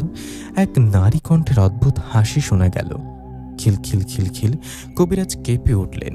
তিনি ফিস ফিস করে বললেন, এটা সাধারণ আত্মা না, এটা রাগে পোড়া একটা ডাইনি। মন্ত্র শেষ করার আগে এই ধূপের পাত্র ছিটকে পড়ে গেল। পরদিন ভোরে কবিরাজকে অসুস্থ অবস্থায় পাওয়া যায়। তিনি আর কখনো শালিকডাঙ্গা স্টেশনের দিকে তাকাননি। মাস যেতে না যেতে স্টেশনটা ফাঁকা হয়ে গেল। ট্রেন থামা বন্ধ হলো। সরকারি ঘোষণা এলো স্টেশন সাময়িকভাবে বন্ধ। 2 বছরের মধ্যে জায়গাটা হয়ে গেল আগাছা আর ভয়ের রাজ্য। লোকজন সন্ধ্যার পর ওই রাস্তা দিয়ে হাঁটত না। চৌধুরী বাড়িতেও যেন অভিশপ্ত হয়ে পড়ল। রফিক চৌধুরী একদিন হঠাৎ অসুস্থ হয়ে পড়ে। লোকে মুখে শোনা যায় রাতে সে ঘরে এক সাদা ছায়া দেখেছে। 2 বছর পর একটা কালো গাড়ি এসে থামলো গ্রামের প্রবেশ পথে। নেমে এলো শহর থেকে আসা 2 সাংবাদিক। তাদের হাতে ক্যামেরা, চোখে কৌতূহল। তারা বলল, এই স্টেশনের রহস্য আমরা বের করব। দূরে পরিত্যক্ত প্ল্যাটফর্মে হঠাৎ বাতাস উড়ল সাদা কাপড়ের মতো কিছু। কেউ যেন দাঁড়িয়ে আছে। 2 বছর ধরে শালিকডাঙ্গা স্টেশন বন্ধ। দিনের বেলা জায়গাটা নির্জনা, রাত নামলেই যেন অন্য এক দুনিয়া। শহর থেকে আসা 2 সাংবাদিক আরিফ ও সজীব, তারা একটি অনলাইন নিউজ চ্যানেলের হয়ে কাজ করে। গ্রামে ঢুকেই তারা বুঝে গেল এখানকার মানুষ এই স্টেশনের নাম শুনলেই ভয় পায়। চায়ের দোকানে বসে আরিফ জিজ্ঞাসা করলো, চাচা, স্টেশনটা কি এখনো বন্ধ? চাওয়ালা কাশেম, যে প্রথম ডাইনি দেখেছিল, থমকে গেল। তার চোখে স্পষ্ট আতঙ্ক। বাবা, ওই জায়গায় রাত কাটানো ভালো না। আপনারা শহরের মানুষ, বিশ্বাস করবেন না, কিন্তু আমার নিজের চোখে দেখেছি। সজীব হেসে বলল, আমরা প্রমাণ ছাড়া কিছু মানি না চাচা। কাশেম নিচু গলায় বলল, প্রমাণ পেতে গেলে প্রাণ দিতে হয় যে বাবা। এই কথা শুনে দোকানে বসা অন্য লোকজন চুপ হয়ে গেল। আরিফ সিদ্ধান্ত নিল, আজ রাতে স্টেশনে থাকবে তারা। তারা camera, night vision light, recorder সব প্রস্তুত করলো। গ্রামের একজন ছেলে নাম রনি তাদের স্টেশনের রাস্তা দেখিয়ে দিল, কিন্তু ভেতরে ঢুকলো না। ভাই, এর ভেতরে আমি ঢুকবো না, আপনারা সাবধানে থাকবেন। স্টেশনে ঢুকতেই অদ্ভুত ঠান্ডা বাতাস লাগলো। আগাছে ভরা লাইন, ভাঙা বেঞ্চ, টিকিট কাউন্টারের কাঁচা কাঁচ ভাঙা, দেয়ালে এখনো ঝুলে আছে পুরনো signboard. Shalitangi station. Sajib camera on করলো। আমরা এখন শালিটাঙ্গি স্টেশনে। এখানে 2 বছর আগে এক মর্মান্তিক ঘটনার পর থেকে নানান অদ্ভুত ঘটনা ঘটছে। হঠাৎ দূরে একটা শব্দ হলো, মনে হলো কেউ পাথর ছুড়ল। আরিফ বলল, কি ওখানে? কোনো উত্তর নেই। রাত বাড়তে লাগলো, ঘড়িতে প্রায় 1টা। হঠাৎ বাতাস থেমে গেল, চারপাশ নিস্তব্ধ। তারপর একটা মৃদু নারী কণ্ঠে হাসি, খিলখিল খিলখিল। সজীবের হাতে কাঁপতে লাগলো। ক্যামেরা স্ক্রিনে দেখা গেল দূরে সাদা কিছু নড়ছে। ধীরে ধীরে সেটা স্পষ্ট হলো। সাদা শাড়ি, লম্বা চুল, মাথা কাত করে তাকিয়ে আছে, কিন্তু মুখ দেখা যাচ্ছে না। আরিফ সাহস করে সামনে এগোলো। আপনি কে? আমরা সাংবাদিক। হঠাৎ ঠান্ডা বাতাস ঝাপটা মারলো, ক্যামেরা ঝাপসা হয়ে গেল। স্ক্রিনে কয়েক সেকেন্ডের জন্য দেখা গেল মহিলার চোখ দুটো লালচে আভা ছড়াচ্ছে। তারপর আলো নিভে গেল। আলো জ্বলতে সজীব চিৎকার করে উঠল, আরিফ নেই। চারপাশে শুধু তার রেকর্ডার পড়ে আছে। রেকর্ডার শুধু একটাই শব্দ, ফিরে যা। সজীব দৌড়ে বের হতে চাইল, কিন্তু প্ল্যাটফর্ম যেন লম্বা হয়ে গেছে, পথ শেষ হচ্ছে না। হঠাৎ তার সামনে সে সাদা ছায়া দাঁড়িয়ে গেল। তার কণ্ঠ এবার পরিষ্কার, আমার বিচার কে করবে? সজীব অজ্ঞান হয়ে পড়ে গেল। পরদিন ভোরে গ্রামের লোকজন স্টেশনের পাশে সজীবকে অচেতন অবস্থায় পায়, কিন্তু আরিফের কোনো খোঁজ নেই। সজীব জ্ঞান ফেরার পর শুধু একটা কথাই বলেছিল, ওটা মানুষ না, ওটা রাগে পুড়ে যাওয়া আত্মা। এই ঘটনার পর গ্রামে আবার ভয় ছড়িয়ে পড়ে। এদিকে চৌধুরী বাড়িতে রফিক চৌধুরী আরও অসুস্থ হয়ে পড়ে। রাতে সে চিৎকার করে উঠে বলেছিল, আমি দোষী না, আমি দোষী না। লোকজন বলাবলি করতে লাগলো, ড্যানি নাকি তার কাছে বেশি দেখা যাচ্ছে। সজীবকে শহরে নিয়ে যাওয়া হলো। তার শ্বশুর খবর পেলেন আরিফ মারা গেছে। আরিফের শ্বশুর ছিলেন একজন অভিজ্ঞ কবিরাজ। খবর শুনে তিনি শুধু বললেন, সময় এসেছে, এবার আমাকে যেতে হবে। দূরে শালিকডাঙ্গা স্টেশনে সেই সাদা ছায়া দাঁড়িয়ে আছে, হাওয়ায় উঠছে চুল। শালিকডাঙ্গা গ্রাম যেন আবার সেই পুরনো আতঙ্কে ডুবে গেছে। 2 বছর পর স্টেশনের ঘটনা আবার নতুন করে মানুষের বুক কাঁপতে শুরু করেছে। সাংবাদিক আরিফ নিখোঁজ। সজীব শহরের হাসপাতালে। গ্রামের মানুষ নিশ্চিত ডাইনি আবার জেগে উঠেছে। 3 দিন পর বিকেলে একটা পুরনো সাদা মাইক্রোবাস এসে থামল গ্রামের বাজারের সামনে। নেমে এলেন এক বৃদ্ধ মানুষ, সাদা পাঞ্জাবি, কাঁধে লাল গামছা, হাতে লাঠি, চোখ দুটো গভীর আর স্থির। উনি হলেন হাফিজউদ্দিন কবিরাজ।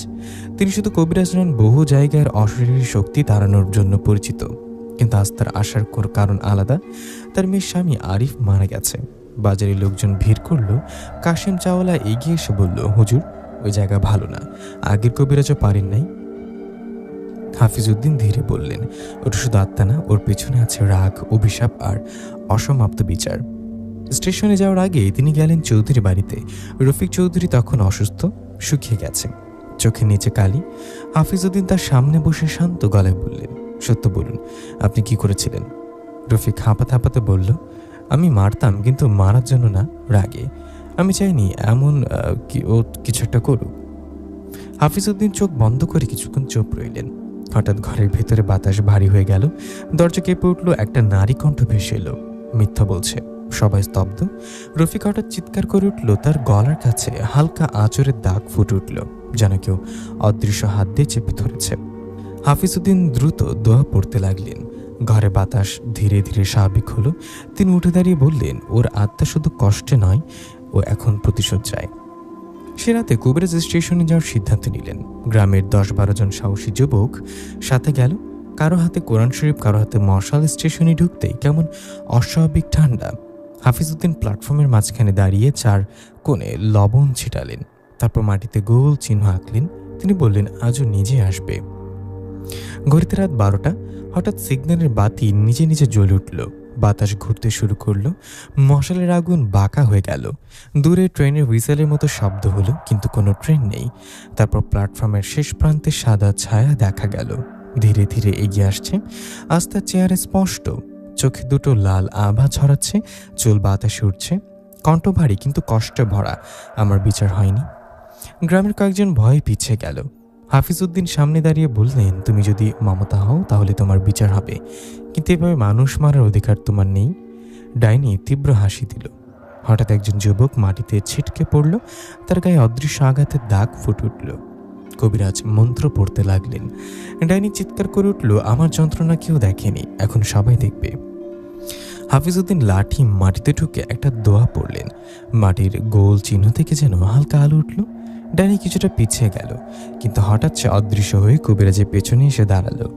এক ঝটকায় কবিরাজ মাটিতে পড়ে গেলেন। সবাই ভয়ে ছত্রভঙ্গ।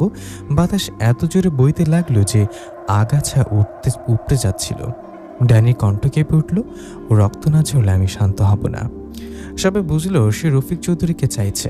কবিরাজ অজ্ঞান হননি, তিনি কষ্ট করে উঠে দাঁড়িয়ে উচ্চস্বরে আয়াত পড়তে লাগলেন। ডাইনির ছায়া ধীরে ধীরে মিলে গেল। স্টেশন আবার নিস্তব্ধ, কিন্তু সবাই বুঝল এই যুদ্ধ এত সহজে শেষ হবে না। ভোরের আলো ফুটেছে। হাফিজউদ্দিন ধীরে বললেন, ওকে শুধু তাড়ালে হবে না, ওকে বন্দি করতে হবে, নইলে এই গ্রাম বাঁচবে না। দূরে রেল লাইনের পাশে হালকা সাদা ছায়া আবার দাঁড়িয়ে আছে, চোখ দুটো এবার আরও জ্বলছে। শালিটাঙ্গা গ্রামে সে রাতের ঘটনার পর আর কেউ স্বাভাবিক নেই। স্টেশনে যা ঘটেছে তা চোখে দেখছে গ্রামের 10 জন মানুষ। তারা শপথ করে বলেছে ওটা মানুষ না, ওটা রাগে পড়ে যাওয়া কিছু। হাফিজউদ্দিন কবিরাজ বুঝে গেছেন ডাইনির শক্তি ভয়ঙ্কর, ওকে শুধু দোয়া পড়তে তাড়ানো যাবে না। কিন্তু ডাইনি যেন অপেক্ষা করছিল। সে রাতে চৌধুরী বাড়িতে অদ্ভুত ঘটনা শুরু হয়। রফিক চৌধুরী বিছানায় শুয়ে আছে, তার গায়ে জ্বর, মাঝে মাঝে কাঁপছে। হঠাৎ ঘরের দরজা নিজে নিজে বন্ধ হয়ে গেল। বাতাস নিয়ে তবু জানলার পর্দা উঠছে। রফিক কাঁপা গলায় বলল, কে ওখানে? তার সামনে আয়নাটা ঝাপসা হয়ে গেল। তারপর ধীরে ধীরে আয়নায় ভেসে উঠল এক সাদা মুখ। চুল মুখ ঢেকে রেখেছে, চোখ দুটো জ্বলছে। রফিক চিৎকার করে উঠল। বাইরে থাকা লোকজন দরজা ভাঙতে লাগলো। দরজা খুলতে দেখা গেল রফিক মেঝেতে পড়ে আছে, তার গলার কাছে গভীর দাগ, মুখে আতঙ্ক জমে আছে। সে বেঁচে আছে কিন্তু অচেতন। পরদিন সকালেই খবর ছড়িয়ে গেল ডাইনি সরাসরি চৌধুরী বাড়িতে গেছে। গ্রামের বয়স্ক মুরব্বীরা হাফিজউদ্দিনকে ডাকলেন। তিনি শান্ত গলায় বললেন, ও এখন প্রতিশোধের শেষ ধাপে আছে, যদি রফিক মারা যায় ওর শক্তি আরও বাড়বে। কাশিম কাঁপা গলায় বলল, তাহলে কি হবে হুজুর? কবিরাজ উত্তর দিলেন, আজ রাতেই ওকে ফাঁদে ফেলতে হবে। সেরাতে স্টেশনে আবার প্রস্তুতি নেওয়া হলো। এবার শুধু দোয়ানা, মাটির নিচে লোহার টুকরো পুঁতে রাখা হলো। চারিদিকে পবিত্র আয়াত লেখা কাগজ ঝোলানো হলো। মাঝখানে রাখা হলো একটা লাল কাপড়। হাফিজউদ্দিন বললেন, ওই জায়গার সাথে বাধা, ও নিজে থেকে আসবে। গ্রামের লোকজন দূরে দাঁড়িয়ে রইল। রাত 1টার পর হঠাৎ আকাশ কালো হয়ে গেল। মেঘ ডাকতে লাগলো, বাতাসের শব্দ, আগাছা কাঁপছে। দূরে রেল লাইনের উপর সাদা ছায়া দাঁড়িয়ে ধীরে ধীরে এগিয়ে আসছে। এবার তার মুখ স্পষ্ট, মুখে কষ্ট, চোখে আগুন। সে থেমে বলল, আমাকে কেন থামাতে চাও? হাফিজউদ্দিন বললেন, কারণ তুমি নিরাপদ মানুষ মেরেছ। ডাইনি চিৎকার করে উঠল। আমার কষ্টের সময় কেউ ছিল না। তার চিৎকারে প্ল্যাটফর্মের কাজ ভেঙে গেল। ডাইনি হঠাৎ বাতাসের মতো ছুটে এলো। মাটিতে আঁকা বৃত্তের কাছে আসতে আগুনের মতো আলো জ্বলে উঠল। সে থমকে গেল, চিৎকার করে উঠল, মনে হলো অদৃশ্য শিকলে বাধা পড়েছে। চিন্তা ঠিক তখনই চৌধুরীর বাড়ি থেকে এক লোক দৌড়ে এলো, হুজুর, রফিক মারা গেছে। এই খবর শুনতে ডাইনির হাসি বদলে গেল। তার শরীরের চারপাশে কালো ধোঁয়া জমতে লাগলো। ফাঁদের আলো নিভে গেল, শিকল ভেঙে গেল। সে আকাশের দিকে উঠতে উঠতে বলল, এবার কেউ আমাকে থামাতে পারবে না। তারপর মিলে গেল। হাফিজউদ্দিন স্থির দাঁড়িয়ে, তার চোখে উদ্বেগ। তিনি ধীরে এগিয়ে বললেন, এখনও শুধু আত্মা না, ও পুরোপুরি ডাইনি হয়ে গেছে। স্টেশনে সিগন্যাল বাতি আবার নিজে নিজে জ্বলে উঠল। দূরে শিশুর কান্নার মতো শব্দ ভেসে এলো। গ্রাম জানলো অন্ধকার এখনো শেষ হয়নি। রফিক চৌধুরীর মৃত্যুর খবর পুরো শালিকডাঙ্গা গ্রামকে স্তব্ধ করে দিল। লোকজন বলাবলি করতে লাগলো, ডেনি তার বিচার নিজেই করে নিয়েছে। কিন্তু হাফিজউদ্দিন কবিরাজ জানতেন এটাই শেষ না, বরং আসল ভয় এখন শুরু।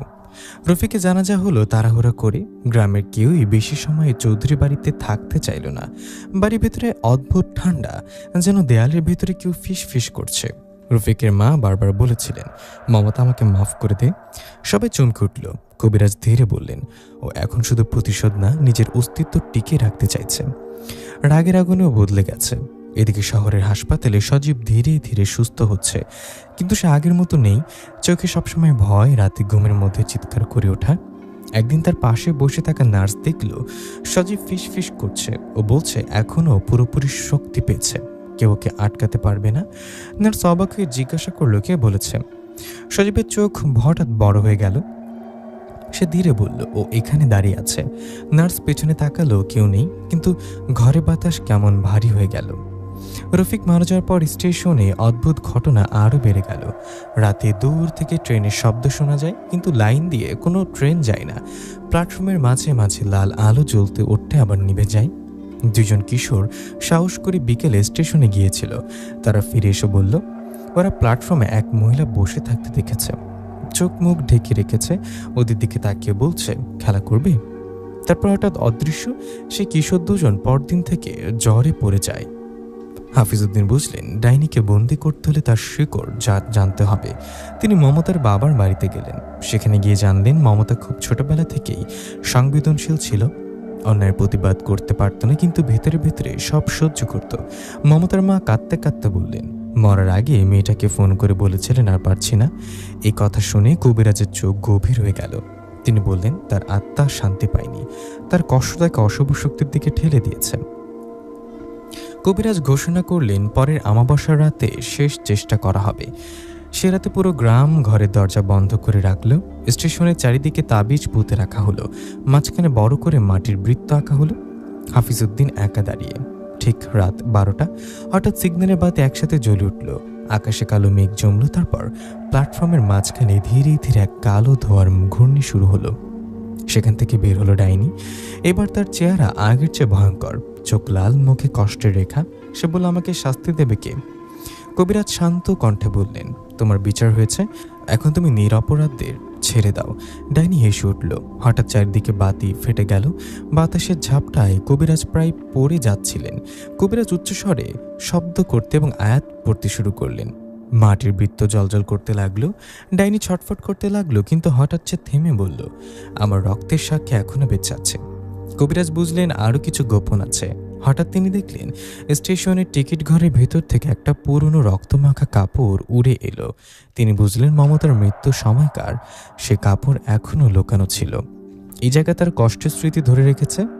ডাইনি হঠাৎ আকাশে মিলিয়ে গেল। কবিরাজ মাটিতে বসে পড়লেন। তিনি বললেন, ওকে বন্দি করতে হলে ওর কষ্টের স্মৃতি মুছতে হবে, না হলে ও বারবার ফিরে আসবে। দূরে স্টেশনের ভাঙা সাইনবোর্ড কেঁপে উঠল। লেখা ঝাপসা হয়ে গেল। গ্রাম বুঝল শেষ যুদ্ধ এখনো বাকি। আমাবস্যার রাতে সেই ব্যর্থ চেষ্টা গ্রামের মানুষকে আরো ভীত করে তুলল। স্টেশন এখন শুধু পরিত্যক্ত না, এটা যেন একটা নিষিদ্ধ জায়গা। দিনের বেলাতেও কেউ ওদিকে দিয়ে হাঁটে না। রাত হলে দূর থেকে কুয়াশার মতো সাদা ধোঁয়া দেখা যায়। হাফিজউদ্দিন কবিরাজ বুঝে গেছেন, শুধু শক্তি দিয়ে এই ডাইনিকে হারানো যাবে না, ওর আগের মূলটা খুঁজে বের করতে হবে। কবিরাজ খবর পেলেন স্টেশনের এক পুরনো গেটম্যান এখনও বেঁচে আছেন। নাম জলিল মিয়া। জলিল মিয়া এখন বয়সের ভারে নুয়ে পড়েছেন। তার ছোট করে ঘরে গিয়ে কবিরাজ বসে বললেন, আপনি সেদিনের ঘটনা জানেন? জলিল মিয়া দীর্ঘশ্বাস ফেললেন। সেদিন রাতটা স্বাভাবিক ছিল না হুজুর। মমতা বৌমা অনেকক্ষণ প্ল্যাটফর্মে বসে কাঁদছিল। কবিরাজ চুপ করে শুনলেন। জলিল বললেন, ও একা ছিল না, আরেকজন ছিল। কবিরাজ চমকে উঠলেন। কে? জলিল মিয়া কাঁপা গলায় বললেন, রফিকের ছোট ভাই করিম। এই কথাটা পুরো কল্পনাকে নতুন করে ঘুরিয়ে দিল। জলিল মিয়া জানালেন, করিম সেদিন রাতের মতো মমতার সাথে তর্ক করেছিল। তারপর হঠাৎ চিৎকার শোনা যায়। তারপর সব নিস্তব্ধ। ভোরে সবাই জানলো মমতার নেই, কিন্তু করিম সেদিন থেকে গ্রাম ছাড়ে। কেউ জানে না সে কোথায় গেছে। কবিরাজ গভীরভাবে বললেন, তাহলে শুধু রাগ রফিকের ওপর না, আরো কারোর উপরে আছে। সে রাতে স্টেশনে আবার অদ্ভুত ঘটনা ঘটল। কিছু লোক দূর থেকে দেখল প্ল্যাটফর্মে দুটো ছায়া দাঁড়িয়ে, একটা সাদা একটা কালো। সাদা ছায়াটা যেন কেউ খুঁজছে। হঠাৎ কালো ছায়াটা মিলে গেল। সাদা ছায়া চিৎকার করে উঠল, সে কোথায়? গ্রামের লোকজন দরজা বন্ধ করে দিল। হাফিজউদ্দিন বুঝলেন মমতার আত্মা শুধু প্রতিশোধের না, সত্য প্রকাশ চায়। তিনি সিদ্ধান্ত নিলেন করিমকে খুঁজে বের করতেই হবে। গ্রামের এক যুবক জানালো করিম নাকি পাশের জেলা শহরে আছে।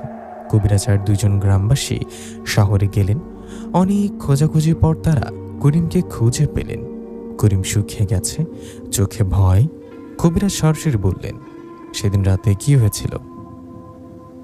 করিম প্রথমে অস্বীকার করল, কিন্তু কবিরাজ যখন বললেন মমতা এখনো শান্তি পায়নি, তখন করিম ভেঙে পড়ল। সে কাঁদতে কাঁদতে বলল, সেদিন সে মমতাকে ভয় দেখাতে গিয়েছিল। তর্কের এক পর্যায়ে ধাক্কা লাগে, মমতা পড়ে যায়, তার মাথায় আঘাত লাগে। করিম ভয় পেয়ে যায়। রফিক এসে ঘটনাটা ঢাকতে চেষ্টা করে। সবাইকে বলা হয় মমতা নিজেই শেষ পথ বেছে নিয়েছে, কিন্তু সত্যটা চাপা পড়ে যায়। এই কথা শুনে কবিরাজ চোখ বন্ধ করলেন। তিনি বললেন, তুমি শুধু একজন মানুষ কেন, একটা আত্মাকে অন্যায়ের মধ্যে ফেলে রেখেছ। করিম কাঁপতে বলল, আমি কি করব? কবিরাজ বললেন, তোমাকে গ্রামে ফিরতে হবে, ওর সামনে সত্য স্বীকার করতে হবে। গ্রামে ফিরে সবাইকে ডাকা হলো। স্টেশনে আবার প্রস্তুতি। এবার মাঝখানে শুধু বৃত্ত না, একটা আয়না রাখা হলো। কবিরাজ বললেন, আজ সত্য প্রকাশ পাবে। রাত গভীর হলো। হঠাৎ প্ল্যাটফর্মে ঠান্ডা বাতাস বইতে লাগলো। সাদা ছায়া ধীরে ধীরে আবির্ভূত হলো। সে গর্জে উঠল, সে কোথায়? কবিরাজ করিমকে সামনে আনলেন। করিম কাঁপতে কাঁপতে বলল, আমি দোষী, আমি সত্য লুকিয়েছি। হঠাৎ আয়নায় আগুনের মতো আলো জ্বলে উঠল। ডাইনির মুখ কাঁপতে লাগলো, তার চোখ থেকে অদ্ভুত সাদা আলো বের হতে লাগলো। সে চিৎকার করে উঠল, সত্য। অবশেষে হঠাৎ পুরো স্টেশন কেঁপে উঠল। ডাইনি রূপ বদলাতে শুরু করলো। তার ভয়ঙ্কর চেহারা ভেতর থেকে এক কাঁদতে থাকা মেয়ের মুখ দেখা গেল। কিন্তু ঠিক তখনই আকাশে বজ্রপাত হলো, সব আলো নিভে গেল। অন্ধকারের ভিতরে একটা কণ্ঠ ভেসে এলো, এখনো শেষ হয়নি। শালিকডাঙ্গা স্টেশন থেকে সেই রাতের পর যেন নিঃশব্দ বন্ধ হয়ে আছে। করিমের মুখে সত্য স্বীকারের পর সবাই বুঝেছিল মমতার মৃত্যু যেমন বলা হয়েছিল তেমনই ছিল না। কিন্তু সত্য প্রকাশ হলেই কি আত্মা পায়, শান্তি পায় না? কারণ কষ্ট জমেছিল 2 বছর ধরে। অন্যের আগুন তাকে ডাইনিতে পরিণত করেছে। সেদিন রাত ছিল অদ্ভুত ভারী। আকাশের পরিষ্কার, তবু মাঝে মাঝে বজ্রপাতের মতো আলো ঝলসে উঠছিল। গ্রামের সব দরজা জানলা বন্ধ। স্টেশনে দাঁড়িয়ে আছেন হাফিজউদ্দিন কবিরাজ, তার পাশে করিম, চারিদিকে কিছু সাহসী গ্রামবাসী। মাঝখানের আকাশে আয়না, মাটিতে আঁকা বৃত্ত। কবিরাজ বললেন, আজ শেষ চেষ্টা, হয় ও মুক্তি পাবে, না হলে চিরতরে বন্দি। রাত 12টার পেরোতেই বাতাস থেমে গেল। তারপর প্ল্যাটফর্মের কোনো এক কোণে কুয়াশা জমতে লাগলো। ধীরে ধীরে সে কুয়াশা ঘন হয়ে এক নারীর অবয়ব নিল। এবার ডাইনির চেহারা আগের মতো ভয়ঙ্কর নয়। চোখে আগুন আছে, কিন্তু ভেতরে গভীর কষ্ট আছে। সে ধীরে বলল, সত্য বলেছ, কিন্তু আমার ব্যথা কে নেবে? করিম হাঁটু গেড়ে বসে পড়ল, আমাকে শাস্তি দাও, কিন্তু গ্রামকে ছেড়ে দাও। ডাইনির চোখ জ্বলে উঠল। যেদিন আমি সাহায্য চাইছিলাম কেউ ছিল না। তার কণ্ঠে রাগ আর কান্না মিশে আছে। কবিরাজ আয়নার সামনে দাঁড়িয়ে বললেন, এই আয়না তোমার কষ্টের সাক্ষী, এখানে সত্য লুকানো যাবে না। হঠাৎ আয়নার দৃশ্য ভেসে উঠল। মমতা প্ল্যাটফর্মে বসে কাঁদছে। করিম তর্ক করছে, ধাক্কা, পড়ে যাওয়া, তারপর আতঙ্ক, রফিকের ভয়, সবকিছু ঢেকে দেয়া। গ্রামবাসী স্তব্ধ। ডাইনির চেহারা কাঁপছে। সে চিৎকার করে উঠল, আমাকে মিথ্যা বানানো হয়েছিল। হঠাৎ চারিদিকের বাতাস ঝড়ের মতো ঘুরতে লাগলো। ডাইনি আকাশে মিশে গেল। স্টেশনের ভাঙা টিন উড়তে শুরু করলো। কবিরাজ উচ্চস্বরে দোয়া পড়তে লাগলেন। মাটির বৃত্ত থেকে আলো উঠল। ডাইনি ছটফট করতে লাগলো, কিন্তু এবার তার চিৎকারে কম ভয়, বেশি কষ্ট। আমি শান্তি চাই। কবিরাজ বললেন, প্রতিশোধে শান্তি নেই, ক্ষমাতেই মুক্তি। করিম কাঁদতে কাঁদতে বলল, আমাকে আইন অনুযায়ী শাস্তি দিন, আমি পালাবো না। আমার স্বীকারোক্তি যেন বাতাস বদলে দিল। ডাইনি ভয়ঙ্কর অবয়ব ধীরে ধীরে বদলাতে লাগলো। সাদা শাড়ির ছেঁড়া অংশ ঠিক হয়ে গেল। চোখে লাল আভা নিভে গেল। এক শান্ত ক্লান্ত মেয়ের মুখ দেখা গেল, মমতা। সে ধীরে করিমের দিকে তাকালো। তার কণ্ঠ এবার কোমল, সত্য দেরি হয় কিন্তু আসে। তারপর সে কবিরাজের দিকে তাকালো, আমাকে বন্দি করো না, আমাকে মুক্তি দাও। কবিরাজ চোখ বন্ধ করে দোয়া পড়লেন। মাটির বৃত্তের আলো ধীরে সাদা কুয়াশায় বদলে গেল। মমতার অবয়ব সে আলোয় মিশে যেতে লাগলো। বাতাস থেমে গেল। স্টেশন নিস্তব্ধ। দূরে পাখির ডাক শোনা গেল। ভোরে এসেছে। করিম মাটিতে বসে কাঁদছে। কবিরাজ বললেন, আজ থেকে এই জায়গা আর অভিশপ্ত না, কিন্তু অন্যায়ের বিচার মানুষকে করতে হবে। সকালবেলা প্রথমবারের মতো স্টেশনে সূর্যের আলো স্বাভাবিক লাগছিল। সাইনবোর্ডে জমে থাকা কালো দাগ উধাও। গ্রামের মানুষ ধীরে ধীরে সাহস ফিরে পেল। কিন্তু স্টেশনের এক কোণে রাখা সেই পুরনো আয়নায় হালকা একটা দাগ রয়ে গেছে। কেউ খেয়াল করেনি। দূর থেকে মনে হলো কেউ একবার তাকিয়ে হাসলো। মমতার আত্মা সেদিন সাদা আলোয় মিলে যাওয়ার পর শালিটাঙ্গা গ্রাম ধীরে ধীরে স্বাভাবিক হতে শুরু করেছিল। 2 বছর বন্ধ থাকে স্টেশন পরিষ্কার করা হলো, সরকারি লোক এসে লাইন পরিষ্কার করলো, আবার ট্রেন চালুর কথা উঠল, গ্রামের মানুষ বলাবলি করলো সব শেষ হয়েছে। কিন্তু হাফিজউদ্দিন কবিরাজ পুরোপুরি নিশ্চিত ছিলেন না। তার মনে হচ্ছিল মমতা মুক্তি পেয়েছে ঠিকই, কিন্তু সে রাগ, সে অন্ধকার শক্তি কি পুরোপুরি শেষ? 1 মাস পর প্রথম পরীক্ষামূলক ট্রেন থামলো শালিটাঙ্গা স্টেশনে। মানুষ ভিড় করলো, কেউ কেউ ভয় পেয়েও এলো, দেখবে সত্যি সব স্বাভাবিক কিনা। সবকিছু ঠিকই লাগছিল, কিন্তু সেই রাতেই স্টেশনের গার্ড রুমে বসা নতুন কর্মচারী রবিউল হঠাৎ একটা শব্দ শুনল। মনে হলো কেউ প্ল্যাটফর্মে হাঁটছে। সে টর্চ নিয়ে বের হলো। দূরে সাদা কিছু দাঁড়িয়ে আছে, তার বুক কাছে যেতেই কিছু নেই। সে ভাবল ভ্রম।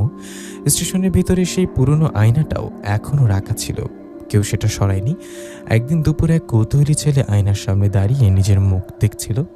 হঠাৎ সে চিৎকার করে উঠল। লোকজন দৌড়ে এলো। ছেলেটা বলছিল, আমার পেছনে কেউ দাঁড়িয়েছিল। সবাই আয়নায় তাকালো, কিছুই নেই, কিন্তু আয়নার কাছে হালকা একটা ফাটল দেখা গেল, যেন ভেতর থেকে কেউ চাপ দিয়েছে। হাফিজউদ্দিন আবার স্টেশনে এলেন। তিনি আয়নার সামনে দাঁড়িয়ে চোখ বন্ধ করলেন। তার মনে হলো মমতার আত্মার শান্তি পেয়েছে, কিন্তু যে অন্ধকার শক্তি তার কষ্টকে ব্যবহার করেছিল সেটা এখনো পুরোপুরি যায়নি। তিনি বললেন, এটা শুধু আত্মা না, এটা মানুষের রাগ, অন্যায় আর ভয় থেকে জন্ম নেওয়ার শক্তি। গ্রামের মুরব্বীরা উদ্বিগ্ন হয়ে জিজ্ঞাসা করল, তাহলে এখন কি হবে? কবিরাজ ধীরে বললেন, শেষ বন্ধটা ভাঙতে হবে। সে রাতেই তিনি সিদ্ধান্ত নিলেন আয়নাটা ভেঙে ফেলা হবে, কিন্তু সাধারণভাবে না, দোয়া পড়ে সবার সামনে। গ্রামের মানুষ জড়ো হলো, আয়নাটা প্ল্যাটফর্মের মাঝখানে রাখা হলো। হাফিজউদ্দিন দোয়া পড়তে শুরু করলেন। হঠাৎ বাতাস ঠান্ডা হয়ে গেল, আয়নার ভেতরে কুয়াশা জমতে লাগলো। ধীরে ধীরে সেখানে একটা ছায়া দেখা গেল, কিন্তু এটা মমতা না, এটা আরো বিকৃত, কালো, আকারহীন। কণ্ঠে ভেসে এলো, আমাকে কে তাড়াবে? গ্রামের মানুষ ভয় পেয়ে পিছিয়ে গেল। কবিরাজ লাঠি উঁচু করে বললেন, তুই মানুষের অন্যায় থেকে জন্ম নিয়েছিস, সত্য প্রকাশ হয়েছে, তোর আর জায়গা নেই। কালো ছায়া আয়নার ভেতর থেকে বেরোতে চাইল, কাছে ফাটল ধরল। হঠাৎ তীব্র শব্দে আয়নাটা ভেঙে গেল। এক ঝলক কালো ধোঁয়া বের হয়ে আকাশে মিলে গেল। তারপর সব শান্ত। ভোরে স্টেশন একেবারে স্বাভাবিক লাগছিল, কোনো ঠান্ডা বাতাস নেই, কোনো ফিসফিস শব্দ নেই। হাফিজউদ্দিন ধীর বললেন, এবার সত্যি শেষ। করিম নিচে থানায় গিয়ে আত্মসমর্পণ করল। গ্রাম বুঝল, অন্যায় ঢাকলে অন্ধকার জন্ম নেয়, সত্য বললে মুক্তি আসে। কয়েক মাস পর স্টেশন পুরোপুরি চালু হলো। মানুষ আবার হাসতে হাসতে ট্রেনে ওঠে। কিন্তু প্ল্যাটফর্মের এক কোণে, যেখানে আয়নাটা ভেঙেছিল, মাঝে মাঝে রোদ পড়লে সাদা একটা দাগ ঝলসে ওঠে। লোকজন বলে ওটা মমতার স্মৃতি, ভয় না, স্মরণ। শালিটাঙ্গা গ্রাম আবার আগের মতো হয়ে উঠেছে। 2 বছর অন্ধকারে ডুবে থাকা শালিটাঙ্গা স্টেশন এখন মানুষের কোলাহলে ভরে গেছে। সকাল স্কুলে বাচ্চারা ট্রেনে যায়, বিকালে বাজারে মানুষ নামে, চায়ের দোকানে আবার হাসির আড্ডা। কিন্তু এই স্টেশনের মাটির নিচে লুকিয়ে আছে এক ইতিহাস, কষ্ট, অন্যায় আর এক নারীর অসমাপ্ত আর্তনাদ। করিম থানায় আত্মসমর্পণ করার পর মামলার বিচার শুরু হয়। গ্রামের মানুষ সাক্ষ্য দেয়, জলিল মিয়ার কথা আদালতে বলা হয়। অবশেষে করিম তার অপরাধ স্বীকার করে শাস্তি পায়। গ্রামের লোকজন বলল, দেরি হলেও বিচার হয়েছে। হাফিজউদ্দিন কবিরাজ শুধু বললেন, মানুষের বিচার মানুষ করবে, অশুভ তখনই জন্ম নেয় যখন আমরা সত্য লুকাই। চৌধুরী বাড়ি আর আগের মতো নেই, রফিক নেই, করিম জেলে। বাড়িটা ধীরে ধীরে ফাঁকা হয়ে গেল। একদিন গ্রামবাসীর সিদ্ধান্ত নেয় বাড়িটা আর থাকবে না। পুরনো দোতলা বাড়ি ভেঙে সেখানে ছোট্ট একটি স্কুল তৈরি করা হবে। যেখানে একসময় অত্যাচার লুকানো ছিল, সেখানে এসে পড়বে শিশুদের হাসির শব্দ। সব শান্ত হওয়ার পর এক সকালে হাফিজউদ্দিন কবিরাজ গ্রাম ছাড়ার প্রস্তুতি নিলেন। কাশেম চাওয়ালা বলল, হুজুর, আপনি না থাকলে আমরা বাঁচতাম না। কবিরাজ মৃদু এসে বললেন, আমি কিছু করিনি, সত্যই সব করেছে। তিনি স্টেশনের দিকে তাকালেন। রোদে পড়ছে প্ল্যাটফর্মে, কোনো ছায়া নেই, কোনো কুয়াশা নেই। বিদায়ের আগের রাতে কবিরাজ একবার স্টেশনে গেলেন। তিনি দাঁড়িয়ে চোখ বন্ধ করলেন। বাতাস স্বাভাবিক, হঠাৎ হালকা খুব একটা সুবাস ভেসে এলো, ফুলের মতো। তার মনে হলো কেউ যেন শান্তভাবে বিদায় জানাচ্ছে। কোনো ভয় নেই, কোনো রাগ নেই, শুধু এক ধরনের মুক্তি। তিনি ধীরে বললেন, তুমি শান্তিতে থাকো। কয়েক মাস কেটে গেল। শালিটাঙ্গা স্টেশন এখন ব্যস্ত। শহরের লোকজনও আর ভয় পায় না। কেউ কেউ পুরনো গল্প শুনে বলে এগুলো গুজব ছিল, কিন্তু গ্রামের বয়স্ক মানুষ জানে সব গুজব না।